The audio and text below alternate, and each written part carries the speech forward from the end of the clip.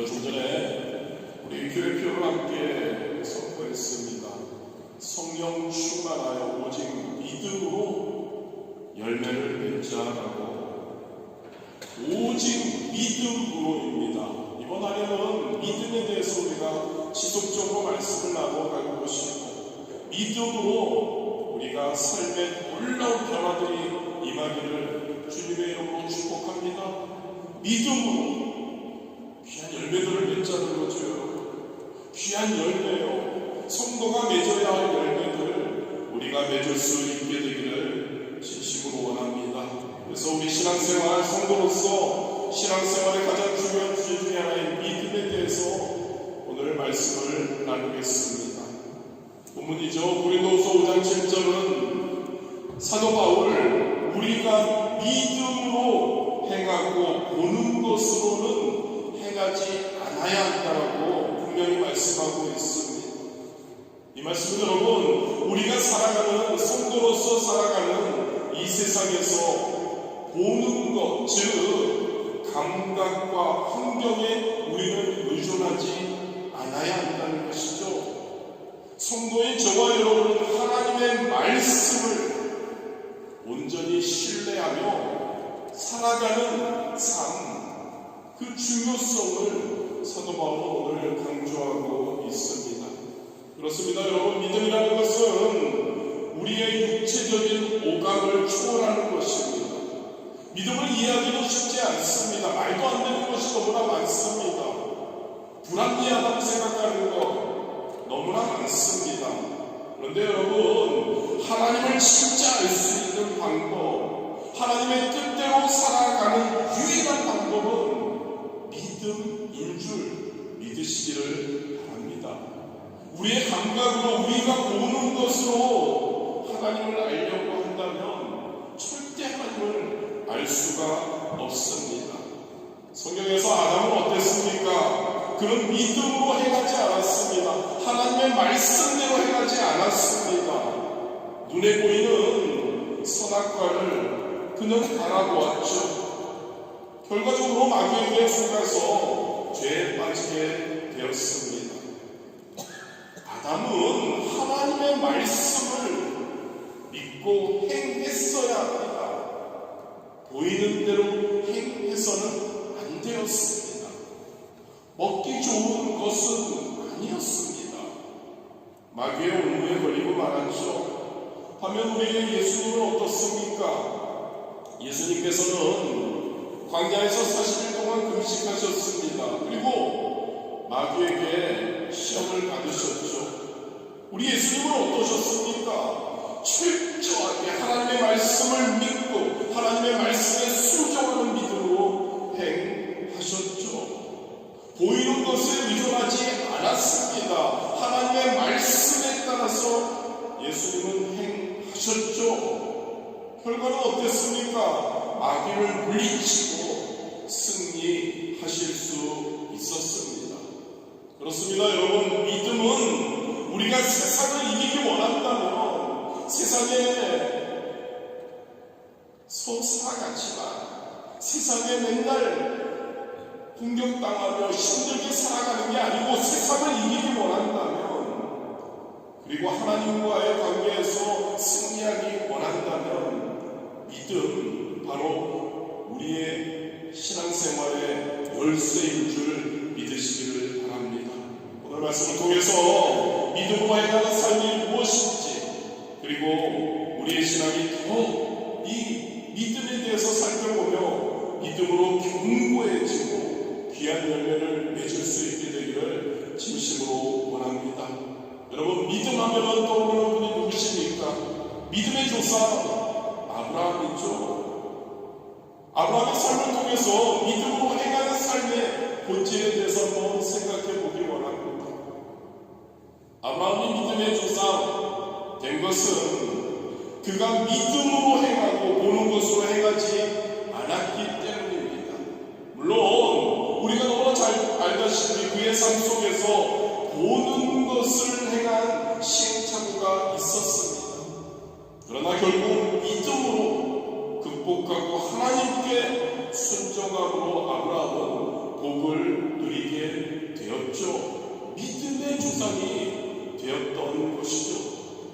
창세기 12장 1절에서 4절에 보면 하나님께서 아브라함에게 고향과 친척과 아버지 집을 떠나 약속의 땅으로 가라고 명령하셨습니다. 75세의 나이에 자신이 어디에 가야 할지 무엇을 해야 할지 모르는 상황이었습니다. 그러나 그는 오직 하나님의 말씀을 믿고 순종하여 길을 떠났습니다. 여러분, 믿음 없이는 결코 불가능한 일이었죠. 그런데 여러분, 믿음의 여정에는 우리가 항상 기억하기 원합니다. 반드시 시험이 따라온다는 것이죠. 쇠가 있죠. 무쇠가 있잖아요, 여러분. 이것을 불에 넣어야 그 무쇠가 얼마나 단단한지를 알 수 있듯이 믿음, 이게 진짜 어떤 믿음인지, 이 믿음이 진짜 진실한 것인지는 시험을 통해서 드러나게 되죠. 아브라함이 하나님의 명령에 따라 가나안 땅에 들어왔습니다. 그런데 그 땅에 큰 기근이 닥쳤죠. 모든 나무 풀이 말라버리고 우물물도 고갈되었습니다. 짐승들은 굶어 죽고 종들은 흩어지는 상황에 직면했죠. 아브라함, 하나님의 말씀을 믿고 그 자리에 머물러 있을 것인지, 아니면 보이는 그 기근, 황폐한 환경을 보고 살 길을 찾아 나설 것인지 선택의 기로에 아브라함은 서 있었죠. 이런 상황에서 아브라함은 어떤 선택을 했나요? 너무 안타깝죠. 믿음을 놓고 살기 좋은 애굽으로 내려가는 선택을 하게 됩니다. 그리고 애굽으로 내려간 아브라함은 그곳에서 큰 수치와 곤욕을 겪죠. 아내 사라를 바로에게 빼앗기는 기근을 겪습니다. 만약에 여러분, 하나님께서 특별하신 자비와 긍휼함을 아브라함에게 베풀어 주시지 아니했다면 아브라함은 애굽에서 더 큰 어려움을 당하고 망했을 것입니다. 그러나 그는 회개하고 다시 하나님의 말씀을 붙듭니다. 그리고 그는 가나안 땅으로 돌아오고 또 하나님의 놀라운 축복을 받게 되죠. 또 하나의 사건이 있죠. 조카 롯과 다툼이 발생합니다. 또 한 번의 선택의 기로에 아브라함은 놓이게 되죠. 아브라함은 어떻게 하나요? 믿음으로 롯에게 이야기합니다. 내가 좌하면 나는 우하겠다. 네가 우하면 나는 좌하겠다라고 합니다. 조카 롯에게 먼저 선택권을 주죠. 롯은 어떻게 했나요? 보는 것으로 행했죠. 물이 넉넉한 요단 지역을 롯은 선택합니다. 아브라함은요, 하나님을 믿는 믿음으로 메마른 땅에 혼자 남게 되죠. 여러분, 아브라함은 믿음을 택했습니다. 눈에 보이는 좋은 땅으로 아브라함은 자신이 결정하는 롯은 그것을 따라야 했을 겁니다. 그런데 아브라함은 그렇게 하지 않았죠. 믿음으로 조카에게 선택권을 주고 조카가 떠나고 난 다음에 하나님의 약속의 땅, 그곳이 황폐하고 기근의 땅이라고 해도 믿음으로 그는 그곳에 머물러 있었던 거죠. 그런 그에게 하나님은 창세기 13장 14절 15절에 이런 복을 주십니다. 롯이 아브라함을 떠난 후에 야훼께서 아브라함에게 이르시되 너는 눈을 들어 너 있는 곳에서 북쪽과 남쪽 그리고 동쪽과 서쪽을 바라보라. 보이는 땅을 내가 내 자손에게 주리니 영원히 이르리라. 믿으십니까, 여러분? 믿음으로 행하면 하나님께서 반드시 복을 부어 주시는 거죠. 롯은 어떻게 됐나요, 여러분? 보는 대로 행했습니다. 보기 좋으니까, 그곳이 더 잘 살게 될 것, 환경이 더 좋으니까 그곳으로 달려갔죠. 결론은 소돔과 고모라의 멸망 속에서 그는 모든 것을 잃고 말았죠. 여러분, 아브라함이 가나안 땅에 들어온 지 이제 10년이 지나서 85세가 되었습니다. 그는 하나님께 하나님의 약속하셨는데 왜 나에게 아들, 나의 후손이 없냐라고 부르짖어 기도했죠. 그러자 어느 날 하나님은 아브라함을 불러내어서 하늘을 쳐다보고 별들을 헤아려 보라고 합니다. 창세기 15장 5절 6절입니다. 그를 이끌고 밖으로 나가 이르시되 하늘을 우러러 목별을 셀 수 있나 보라. 또 그에게 이르시되 내 자손이 이와 같으리라. 아브라함이 야훼를 믿으니 야훼께서 이를 그의 의로 여기시고. 아브라함은 하나님의 약속을 믿었습니다. 로마서 4장 18절에서 22절은 이렇게 성경은 그의 믿음에 대해서 이렇게 증거하고 있습니다. 아브라함이 바랄 수 없는 중에 바라고 믿었으니 이는 내 후손이 이 같으리라 하신 말씀대로 많은 민족의 조상이 되게 하려 하시니라. 그가 100세나 되어 자기 몸이 죽은 것 같고 사라의 때가 죽은 것 같음을 알고도 믿음이 약하여지지 아니하고 믿음이 없어 하나님의 약속을 의심하지 않고 믿음으로 견고하여져서 하나님께 영광을 돌리며 약속하신 그것을 또한 능히 이루실 줄 확신하였으니 그러므로 그것이 그에게 의로 여겨졌느니라. 눈으로 보면은 말도 안 되는 겁니다. 불가능한 것입니다. 인간의 이성으로 상상하려 해도 불가능한 일입니다.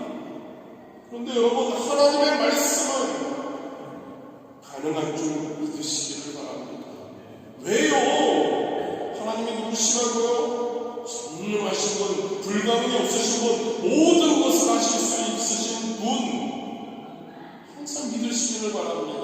그리고 그 하나님은 천지를 주시고 우리의 아버지가 되시는 하나님, 할렐루야, 좋으신 하나님, 전능하신 하나님, 그 하나님의 말씀을 믿을 때 우리의 감각으로 우리가 보는 것으로는 도저히 불가능할 것 같으나 믿음으로는 불가능이 가능케 됨을 기억하기를 진심으로 원합니다.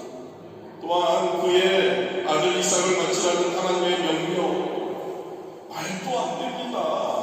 그런데 순종하는 아브라함의 모습, 그의 믿음이 입증되고 있죠. 창세기 22장에 그 믿음의 행동들이 잘 나타나 있죠. 양은 하나님께서 준비하셔 담대히 선포하는 아들 이삭에게 이야기하는 아버지 아브라함을 한번 여러분 생각해 보시기 바랍니다.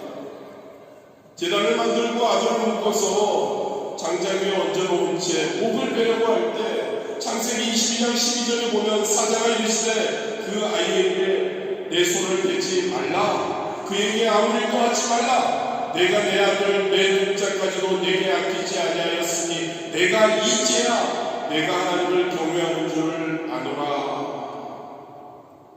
할렐루야. 이 믿음, 저와 여러분에게 이 믿음이 있는지요?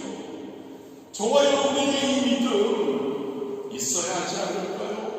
이 믿음은 어떠한 것하고도 비교할 수 없습니다. 자기의 독자도 하나님이 말씀하시면 타협하지 않고 상황을 보지 않고 뭐라고 할까요? 계산하지 않고 하나님의 말씀에 의지해서 하나님의 말씀에 순종해서 하나님께 드리려고 하는 아브라함의 믿음의 표본, 저와 여러분이 이 믿음 갖도록 애써야 할 줄 믿습니다. 아브라함은 그래서 믿음의 조상이 될 수 있었던 거죠. 그렇다면 여러분, 두 번째로 우리가 믿음으로 행하고 보는 것으로 행하지 않기 위해서는 어떻게 해야 할까요? 믿음의 조건은 무엇이냐는 거죠. 이 믿음의 조건은요, 가장 먼저 하나님과의 관계가 중요한 겁니다. 즉 하나님과 나와의 관계가, 아버지와 자녀의 관계가 확실히 이루어져야 믿음으로 무엇인가 할 수 있는 거죠. 믿음은 여러분, 사랑으로 말미암아 역사합니다. 믿음은 하나님과 우리 사이의 사랑의 관계가 이루어질 때 비로소 참된 믿음이 생겨나는 것이죠. 이 사랑의 관계를 형성하기 위해서 우리는 가장 먼저 해야 될 거죠. 여기 있는 분들은 다 그러시리라 믿습니다. 나는 예수 그리스도를 구주로 영접하고 하나님의 자녀가 되어야 합니다. 그래야 하나님과 우리의 관계가 사랑의 관계가 되고 그 사랑을 토대로 해서 우리는 믿음의 사람이 될 수 있는 거죠. 요한복음 12장 1장 12절에도 영접하는 자 곧 그 이름을 믿는 자들에게는 하나님의 자녀가 되는 권세를 주셨으니, 저와 여러분 하나님의 자녀로 태어나고 우리 주님을 구주로 영접하고 났어요. 하나님의 성령님께서 우리 안에 들어와 그래서 하나님을 우리는 아버지라고 부를 때 그때 우리와 하나님과의 관계는 사랑의 관계가 맺어지는 겁니다. 이 사랑의 관계 속에서 우리는 하나님을 더 신뢰하고 진짜 믿음으로 행할 수 있게 되는 거죠. 마치 여러분 형제가 같은 부모님 아래에서 태어났기 때문에 서로 사랑하고 우애할 수 있는 것처럼 저와 여러분이 하나님과 사랑의 관계를 맺을 때 우리는 서로 신뢰의 관계를 형성할 수 있는 거죠. 하나님과 우리의 관계, 우리 예수님을 구주로 모셔드리고 그리고 그 예수님께서 십자가에서 죽으시고 그래서 그 예수님의 그 보혈로 우리는 하나님과 자녀의 관계가 된다는 그것을 우리는 기억해야 합니다. 그리고 여러분 믿음은 이 단순히 사랑의 관계로 끝나지 않는다는 것을 항상 기억하기를 원합니다. 믿음 안에서 하나님을 섬기고 또한 순종해야 할 줄 믿습니다. 아멘입니까 여러분? 하나님을 사랑한다고 해서 믿음이 진짜 믿음으로 살 수는 없다는 거죠. 하나님을 사랑하고 진짜 사랑한다면 그렇다면 하나님을 섬겨야 하고 하나님의 말씀에 순종할 수 있어야 한다는 거죠. 그렇습니다 여러분. 좋은 관계, 사랑의 관계는 다른 것이 없습니다. 반드시 섬김, 순종이 따라야 하는 거죠. 자녀가 부모님에게 사랑하니까 순종하는 것이고 남편과 아내가 서로 사랑하니까 서로 순종하는 것이 이웃 간에 서로를 신뢰하는 것 바로 사랑의 관계가 깊어지는 것이죠. 하나님과의 관계에서 순종은 필수적임을 기억하시기를 바랍니다. 순종, 사랑하고 그리고 순종을 통해 우리의 믿음 역사하는 겁니다. 성경 속에서 순종의 중요성을 보여주는 대표적인 예가 바로 사울왕과 다윗왕의 이야기죠.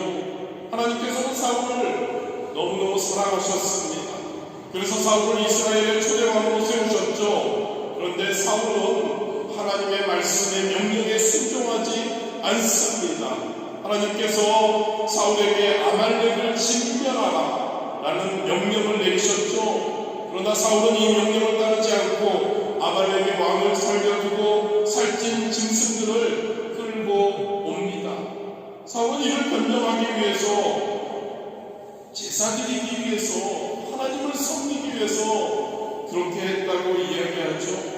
그러나 선지자 사무엘은 사무엘상 15장 22절에 이렇게 말씀합니다. 사무엘이 이르되 야훼께서 번제와 다른 제사를 그의 목소리를 청정하는 것을 좋아하신 같이 좋아하시겠나이까 순종이 제사보다 낫고 듣는 것이 수장의 기름보다 나으니라고 책망하고 있습니다. 여러분 불순종은요 하나님과의 사랑의 관계를 깨뜨립니다. 그래서 사울왕은 하나님께 버림을 받게 된 것이죠. 다윗은 어떤가요 여러분? 하나님의 선택을 받은 후 다윗은 하나님의 말씀에 어떻게든 온전히 순종하려고 몸부림쳤죠. 물론 실수가 있습니다만 그 결과는 하나님의 마음에 합한 사람으로 다윗은 인정받게 되었다는 것을 기억하시기를 바랍니다. 영국의 목회자 포거스는 이렇게 말했습니다. 우리는 오직 순종 가운데에서만 하나님의 뜻에 가장 위대한 기쁨을 발견할 수 있다. 순종, 여러분, 하나님께 기쁨을 드리고 믿음을 실천하는 삶에서 반드시 필요한 열쇠임을 믿으시기를 바랍니다.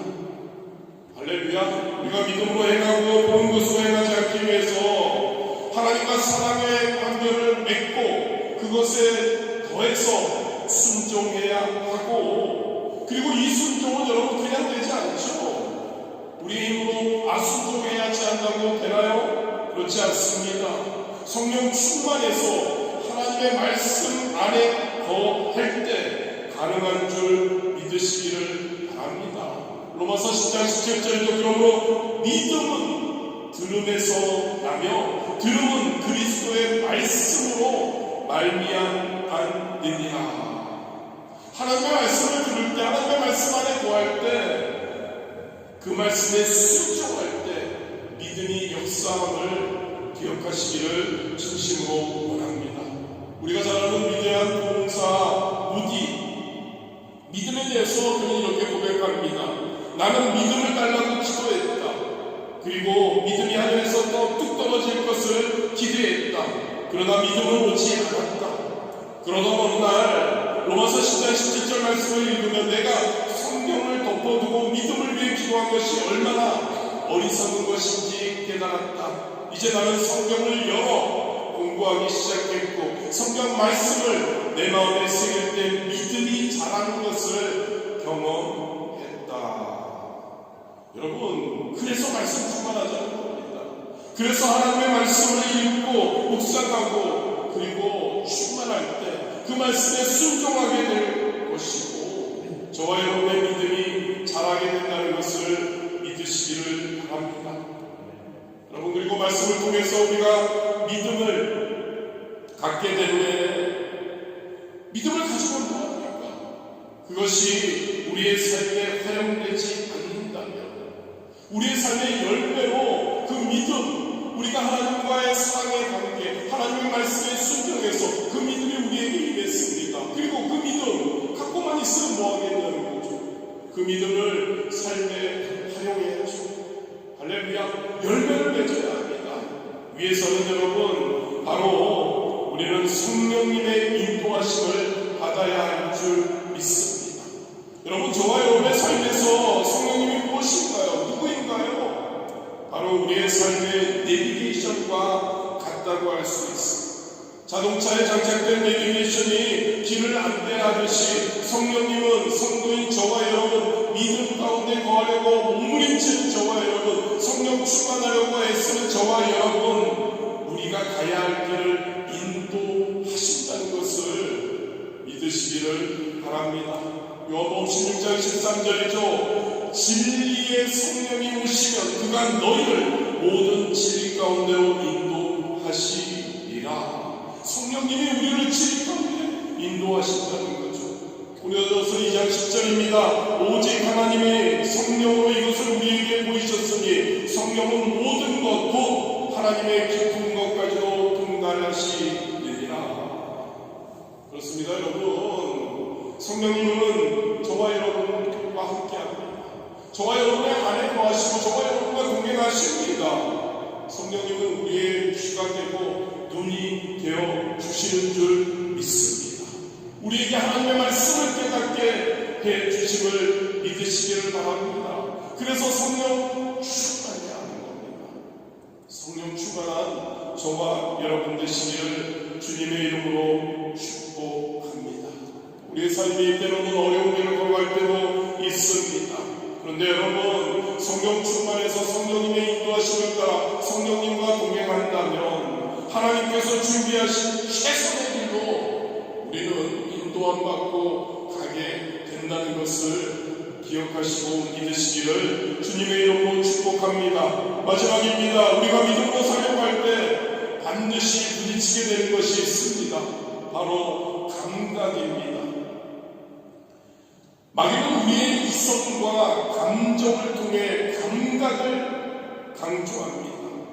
즉 우리가 보고 듣는 것, 현혹되게 행하기는 우리를 인도하죠. 감당하죠, 여러분. 그러나 성경은 분명히 말씀합니다. 믿음으로 행하고 보는 것으로 행하지 않아야 한다고 말하고 있죠.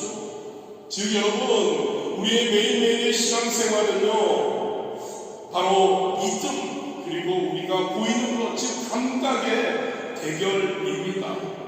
마귀는 감각의 세계를 통해 우리가 보는 것, 느끼는 것, 환경을 통해서 우리를 공격합니다.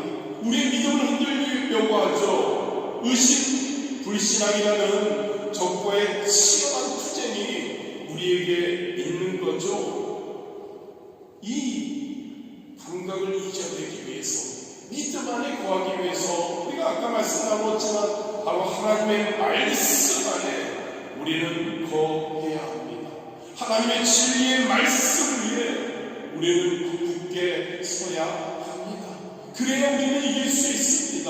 마귀의 공격을 이길 수 있고 감각과 보이는 것을 초월하는 우리가 될 수 있는 것이죠. 그리고 하나님의 말씀 속에 우리에게 제시되는 많은 약속이 있죠. 이것을 여러분 단순히 눈으로 읽고 머릿속으로만 이해해서는 안 됩니다. 그 하나님의 말씀, 그 약속을 우리는 가슴 깊이 받아들여야 합니다. 요모 15장 7절이죠. 너희가 내 안에 거하고 내 말이 너희 안에 거하면 무엇이든지 원하는 대로 구하라. 그리하면 이루리라. 하나님의 말씀이 그냥 들려져서는 안 된다는 겁니다. 하나님의 말씀이 충만해서 우리 안에 거해야 믿음을 우리는 소유할 수 있다는 거죠. 많은 현대인들이 하나님의 말씀을 어떻게 받아들이는지 머리로만 이해하는 경우가 굉장히 많은 것 같습니다. 하나님의 말씀을 나의 말씀, 나에게 주시는 말씀, 너무나 소중한 말씀, 진리의 말씀이라고 마음에 받아들이려고 하지 않는 것 같습니다. 저와 여러분, 하나님의 말씀, 우리의 믿음을 굳건하게 그 말씀이 우리의 마음속에 삶에 항상 충만할 수 있어야 하는 줄 믿습니다. 스코필드 성경 주석을 집필한 유명한 신학자 스코필드, 그는 술 중독자였던 시절이 있었습니다.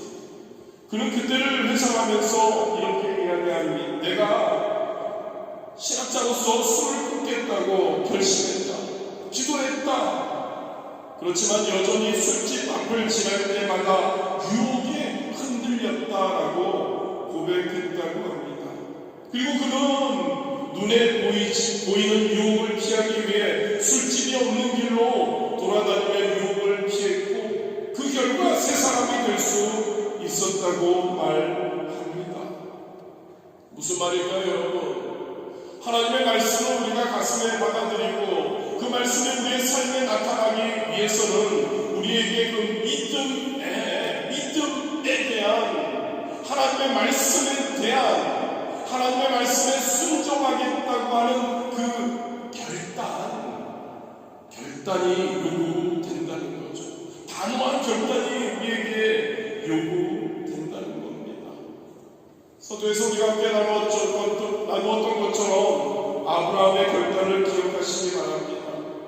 그는 사랑하는 아들 이삭을 모리아 산에서 번제로 죽이라는 거죠. 죽여서 각을 떠서 사랑하는 아들의 그 산을 다 각을 떠서 번제로 드리라는 하나님의 명령을 받았을 때 그는 살펴보지 않았습니다.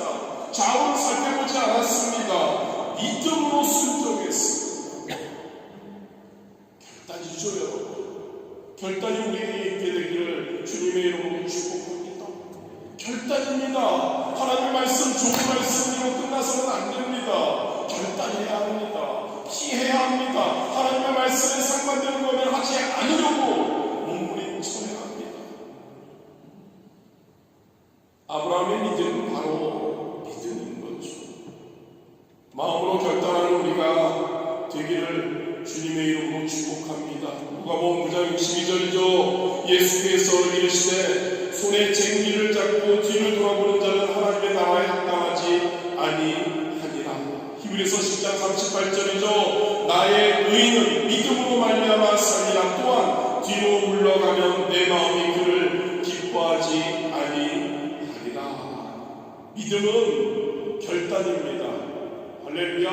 그리고 믿음은 결단하고 뒤를 돌아보지 않아야 합니다. 그리고 믿음은 하나님 바라보고 하나님의 영광을 바라보고 앞으로 나아가는 그 결단, 믿음인 줄 믿으시기를 바랍니다.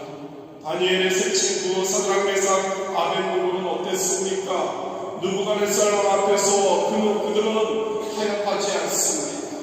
그들은 결단했습니다. 믿음을 지키기로 결단했습니다. 영광도에 들어가는 결단을 했습니다. 하나님의 말씀이라면, 하나님의 뜻이, 하나님의 기쁨이 된다면, 하나님의 영광이라면 죽는 것은 두렵지 않다라는 결단. 우리의 믿음도 이러한 결단이 필요한 줄 믿으시기를 주님의 이름으로 축복합니다. 말씀 마무리합니다. 여러분, 믿음은 감각이 아닙니다. 보이는 것이 아닙니다.